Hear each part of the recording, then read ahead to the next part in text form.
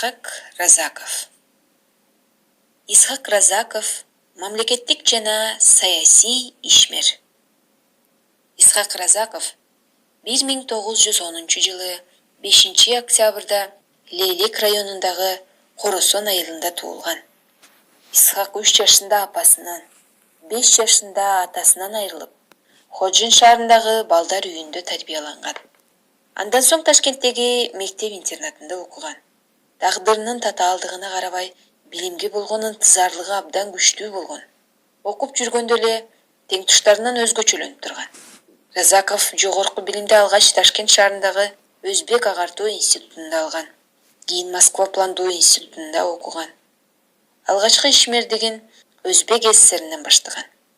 Исхак Разаков 35 жашында 1945 жылы Совет өкмөтүнүн чечими менен Кыргыз СССРинин министрлер кеңешинин төрагасы кызматына келет. Ошол кезде Кыргыз СССРинин экономикалык абалы начар болгон. Разаковдун келиши менен республикадагы бүтпөй жаткан иштер жанданган. Себеби Разаков ар дайым Совет бийлигине жаңы пландар тууралуу кат жиберип, жардам сурап турган. 1950 жылы Разаков Кыргыз СССРинин коммунисттик партиясынын Борбордук комитетинин биринчи катчысы болуп дайындалган.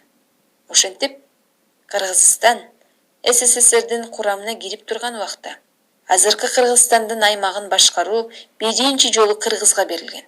Исхак Разаков жетекчи болуп турган убакта жаңы заводдор, фабрикалар, шахталар, электр станциялары, мектептер жана үйлөр курулуп, пайдаланууга берилген. Ош-Бишкек-Унаа жолунун курулушу бүткөн.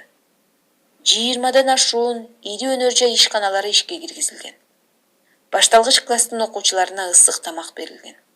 Кыргыздын көптөгөн жаштары башка өлкөлөрдүн жогорку окуу жайларына окууга жөнөтүлгөн.